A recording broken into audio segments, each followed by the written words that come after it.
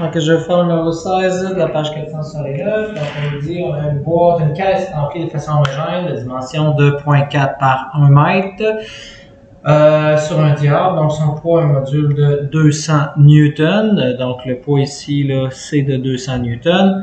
On vous demande quelle force horizontale à cet endroit-là au point P vous devez faire pour faire en sorte que ça soit en équilibre. Donc, ça ne tourne pas.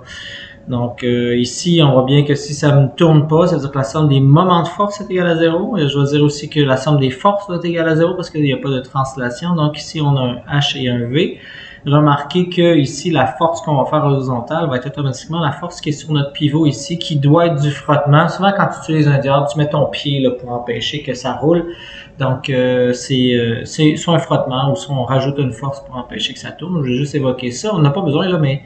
Et il y a la normale ici qui serait égale au poids, tout simplement. Bon, bref, on veut faire la somme des moments de force. Je vais placer mon pivot ici. Et première méthode ici que je vais évoquer avec vous, c'est la méthode de la force perpendiculaire fois la distance. Fait que quand tu as ici un objet, tu as un pivot, tu as une force, on va aller faire quoi? On va aller chercher la distance qu'il y a entre le pivot et le point d'attache de la force. Et après, on va faire la force qui est perpendiculaire à cette ligne imaginaire-là. Okay? Donc, il faut que ça soit perpendiculaire à la ligne qui relie le pivot et la force. Et on va aller prendre la composante de la force qu'on va nommer force perpendiculaire fois distance. Bon, c'est une technique qui est un peu exhaustive et tout, mais vous voyez ici, il faut donc que je prenne cette ligne imaginaire jusqu'au point d'attache. Je me suis mis au milieu de la boîte parce que c'était homogène. Donc, on va aux dimensions du centre de masse en plein milieu. Donc ça, c'est la distance qu'il faut que je trouve. Et après, il va falloir que je fasse, vous voyez là, pour trouver là, la force qui est perpendiculaire. Puis là, il va falloir que je me méfie parce que ce n'est pas 30 degrés. Je ne sais pas si vous voyez, il y a 30 degrés, mais ici, il y a un petit angle de plus.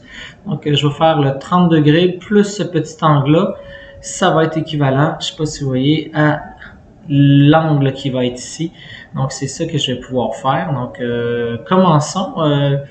Ici, au niveau de ma boîte, vous voyez que cette distance-là, c'est A sur 2 puis B sur 2 au carré. Donc, la distance D, ça va être A sur 2 au carré plus B sur 2 au carré racine.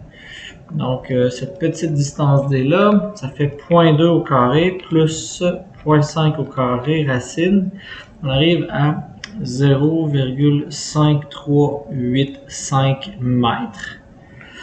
Maintenant, au niveau de l'angle, tout simplement, ici, on voit que ça fait un triangle rectangle. Je le redessine autrement. Je ne sais pas si vous voyez, ça c'est 0,2, puis ça c'est 0,5, donc 0,2, 0,5. Et on cherche cet angle-là ici. Donc, je vais faire 0,2 sur 0,5 inverse tangente. 0,2 divisé par 0,5.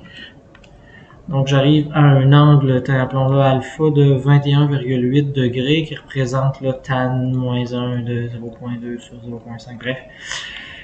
Fait que j'ai trouvé 21,8. Donc, ce qui me fait un angle total ici, je sais pas si vous voyez, l'angle total qui est là de 21,8 plus 30. Donc, plus 30, on arrive à 51,8 degrés. Donc, 51,8 degrés. Bon. Si je veux faire ici maintenant la somme des moments de force, je vois que c'est celle-là ici. Donc, j'ai besoin de la distance, on sait que c'est 1,1. Puis, j'ai besoin de la force qui est perpendiculaire à cette ligne-là qu'on vient de dire. Donc, ça reprend ça. Là, ici, effectivement, cet angle-là, c'est 30 degrés. Donc, c'est F cos 30. Donc, j'ai F cos de 30 degrés, qui est à une distance de 1,1 mètre. Donc, la force perpendiculaire fois la distance. Là, ici, moi, je vais mettre un sens de rotation positif comme ça. Donc, vous voyez que cette force-là veut faire, par rapport à mon pivot, veut tourner positivement. Donc, ça marche bien. Pour ce qui est de l'autre, mais je me rends compte que ça va vouloir aller tourner dans l'autre sens. Donc, en vrai, l'autre va être négatif. Donc, j'ai 200. Je vois que j'ai cosinus de 51,8. Donc, 200. Cosinus de 51,8 à une distance qu'on avait dit de 0,53.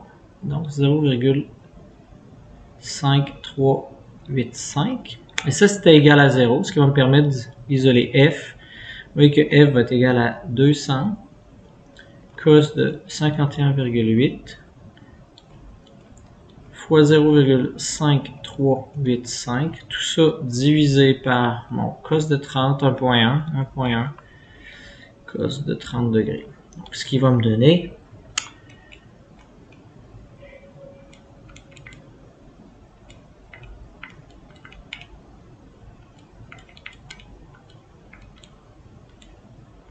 J'étais bel et bien en degrés et tout.